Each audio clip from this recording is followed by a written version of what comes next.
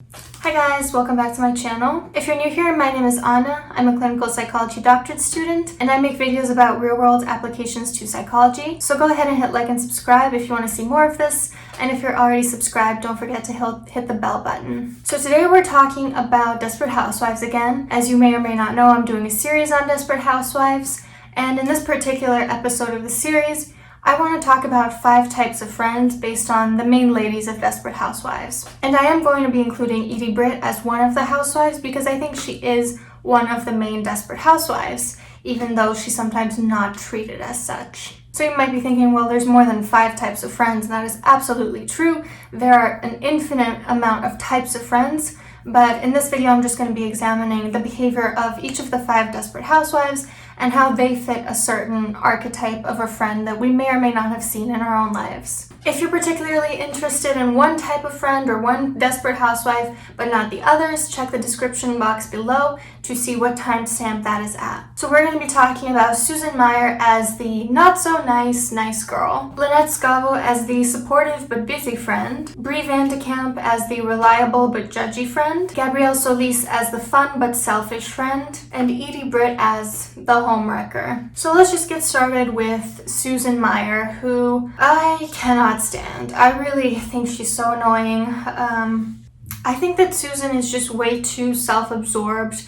and pretends to be really nice and innocent when in reality she only really looks after her own interests and is not that nice. And I'm going to give you some examples of why I think that. So from the outside, it kind of seems like Susan Meyer is maybe like the cute klutzy friend, you know, the one who's just, you know, so clueless about her own klutzy behavior that people find it cute. And you might be saying, well, she's so nice to people. And sure, on the surface, she might be nice to people. She might be nice to her friends. One thing I don't like about Susan is she's always starting drama in her love life. She's never really sure about the men that she's with. She kind of strings them along, and she always needs a shoulder to cry on because she kind of is lacking in those coping skills. Susan tends to treat her daughter like her therapist more than like her daughter. She often just says, honey, mom needs a hug, when not realizing that it's not really appropriate to be discussing her romantic life that in depth with her daughter. Hi again. So I had to switch location because my neighbor was talking on the phone and you could hear everything through the door. So as I was saying, Susan Meyer treats her daughter more like a therapist, doesn't really parent her that much. If anything, we see that her daughter is the one that has to parent her. So I don't think their relationship is the healthiest, and I think she kind of leans on her daughter way too much, and really she does that with her friends as well. Another red flag about Susan is we see when she's asked out by the guy that Edie is seeing, she asks Edie first, is it okay if I go out with him? Which is a nice gesture.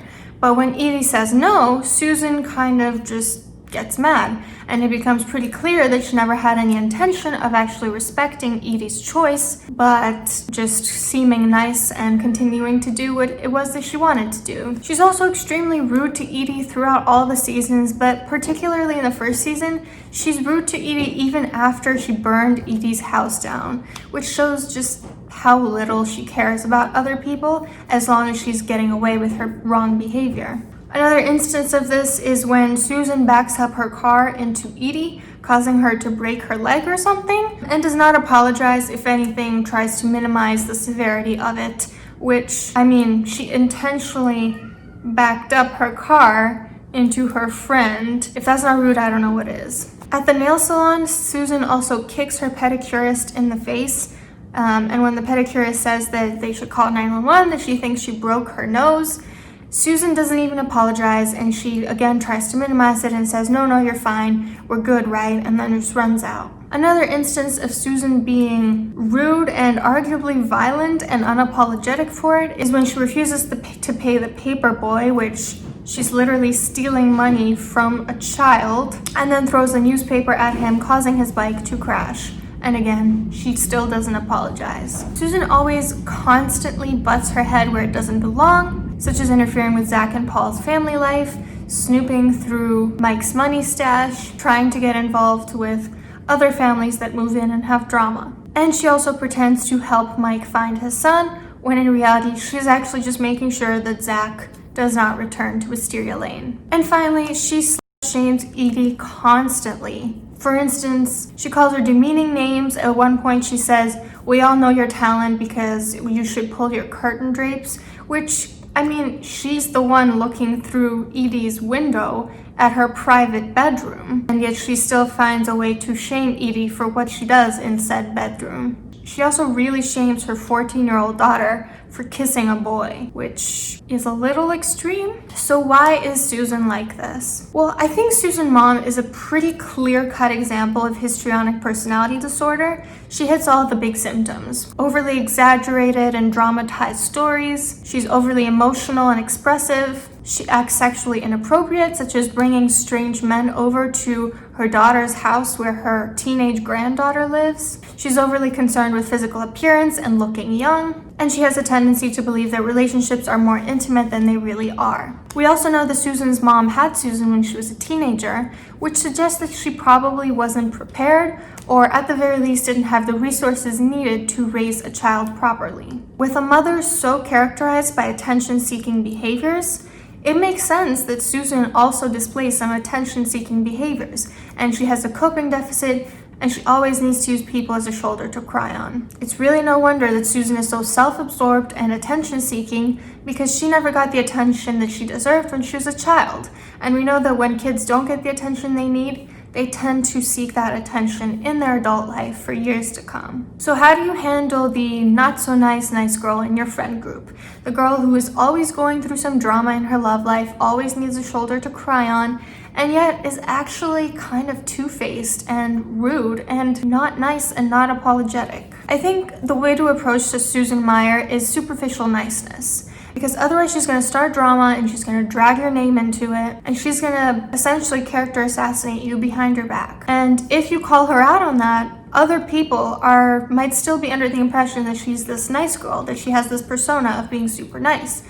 Even though in reality you might see right through that facade, other people might not. So if you just full on attack her, other people are probably going to defend her and take her side. So while you are superficially nice to her, you're also not giving in to that supply of attention she needs. So when she comes over for girls' night and to play poker or whatever, don't ask about the latest drama with her love life.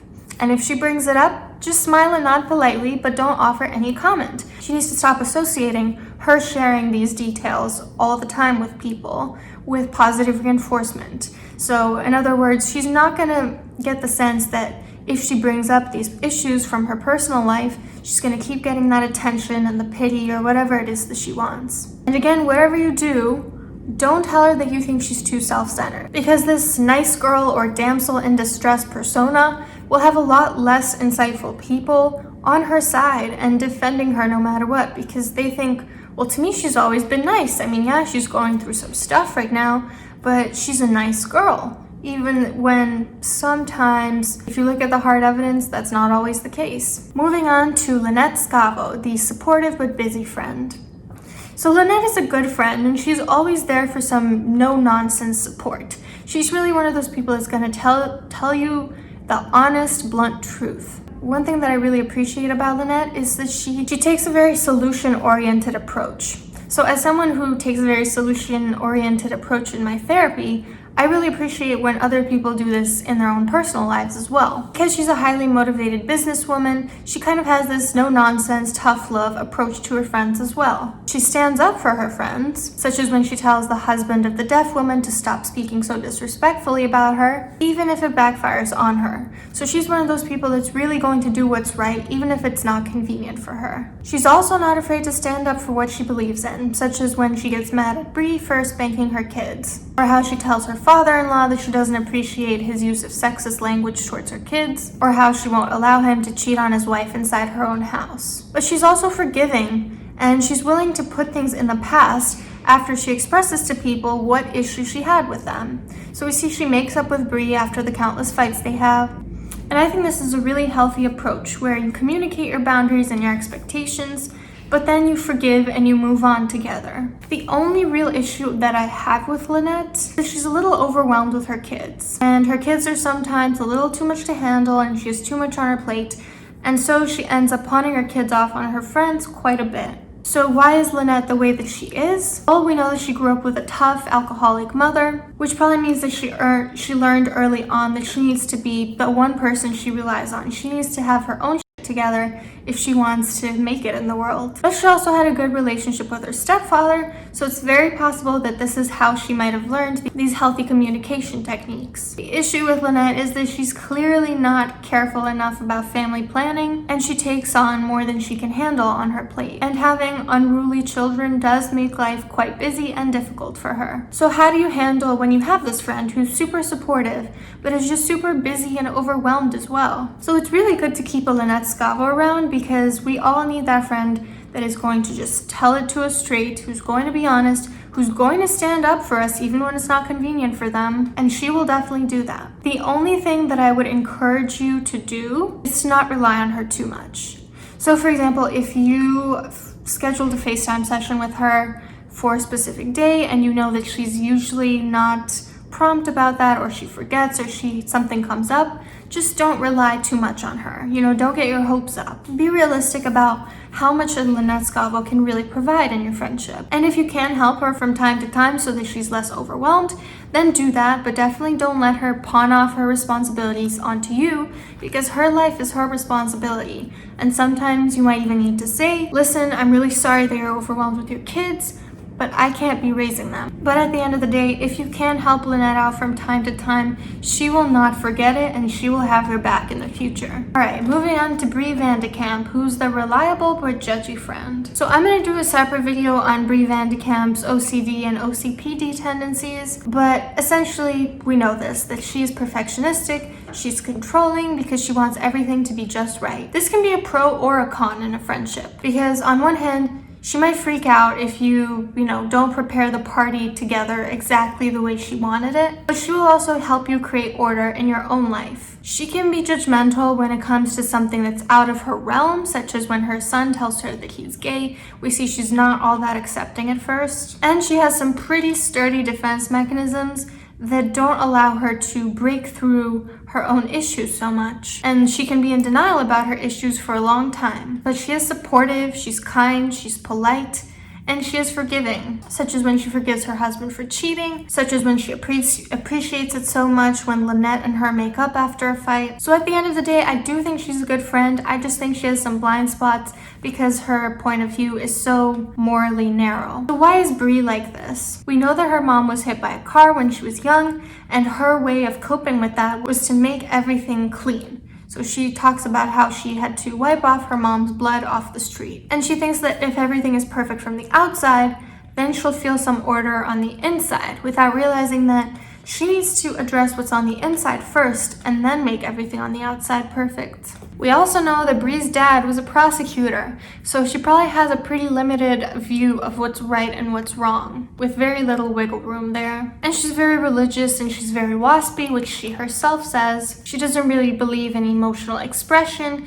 which leads in her having a bit of emotional repression at times. So how do you handle a friend like Bree? Someone who's ultimately a good friend and helps you get your shit together, but it's just kind of judgy, and sometimes you just look at her and you think, did you really just say that? So you might have to keep it surface level. You can laugh and talk about things that you have in common. You can laugh and talk about small talk, but if you get too political or too philosophical, you might just end up disagreeing and driving a wedge between the two of you. So for example, if the Bree Vandekamp in your life is just really politically the complete opposite side of you, you might just have to avoid talking about politics. But Bree, like Lynette, is a great friend to have around, and she will support you when you're going through a rough time, and she will always be polite and kind to you. So you might just need to steer clear of any irreconcilable differences. Moving on to Gabrielle Solis, who I would think is fun but selfish. So the Gabrielle Solis in your life probably is a lot of fun to go to parties to spas,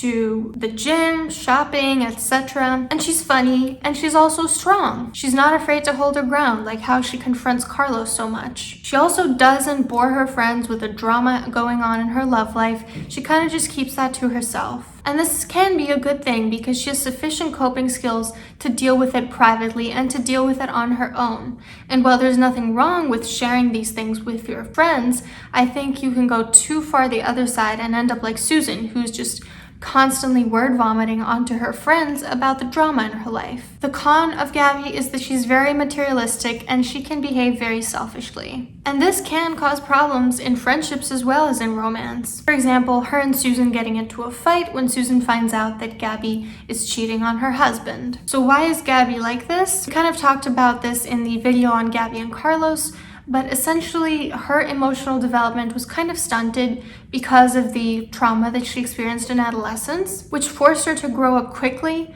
but she never really grasped emotional maturity. She just kind of stayed in that infantile, selfish stage. Gaby also wants nice things because she grew up in poverty and she doesn't want to experience that again, which is understandable given what she grew up with. And she knows from her upbringing that people have it much worse. And so she doesn't assume that she's the most victimized person in the whole world. She knows she's not the center of attention and she doesn't act like she is. So how do you handle a friend like Gaby who is fun but can be selfish? So since she is fun, try to maximize the amount of fun things that you do together.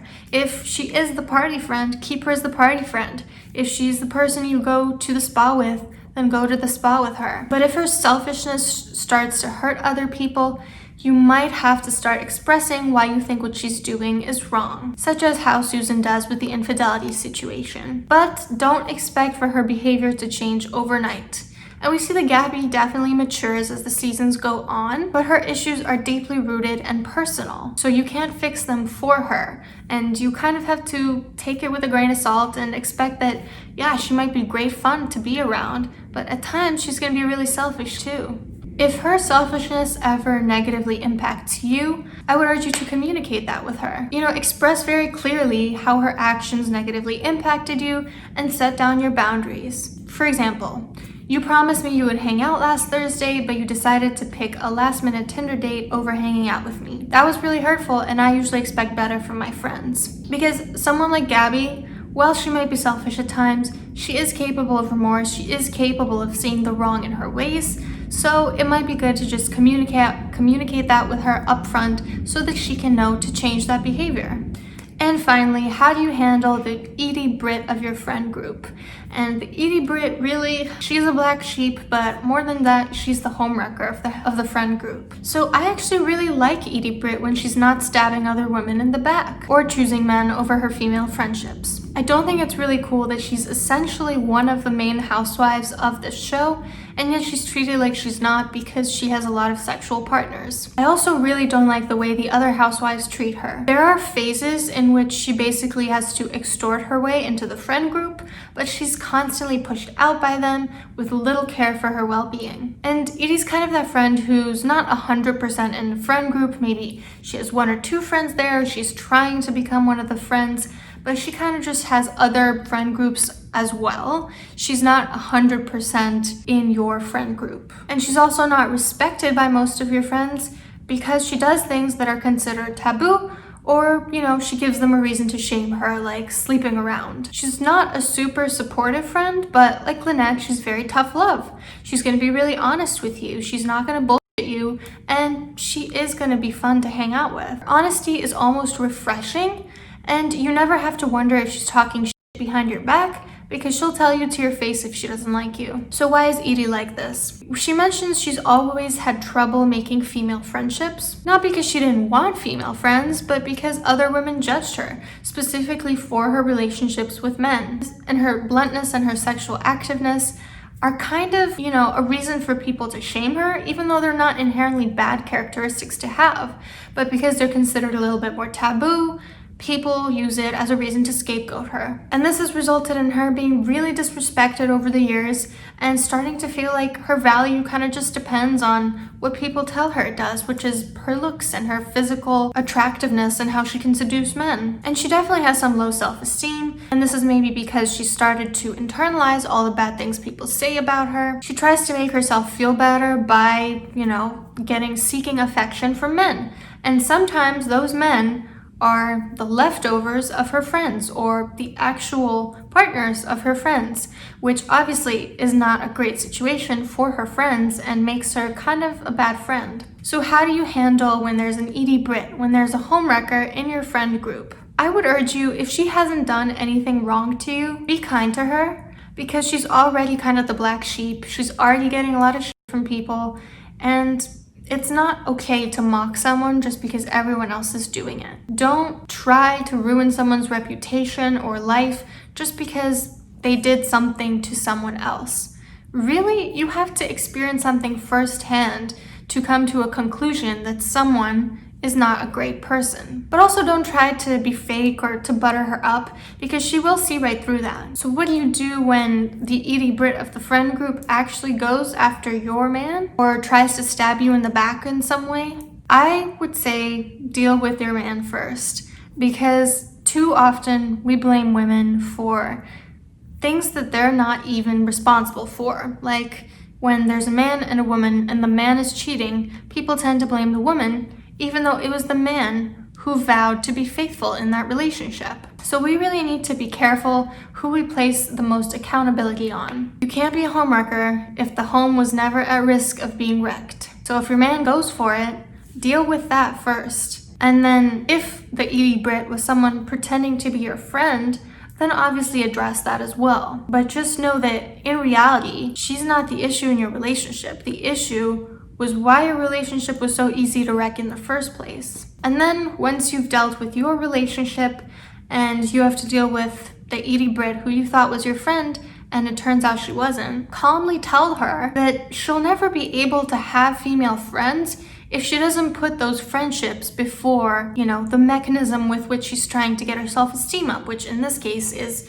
getting attention from men. And then just don't acknowledge her again. Don't be rude, don't be mean to her. Honestly, you don't even have to bring her up. Just act like you never knew her. Because people who chronically go after people who are in relationships actually just have low self-esteem, and they just feel like they need the attention to feel better about themselves. So the best revenge you can give someone like this is to not give them attention and to ignore them.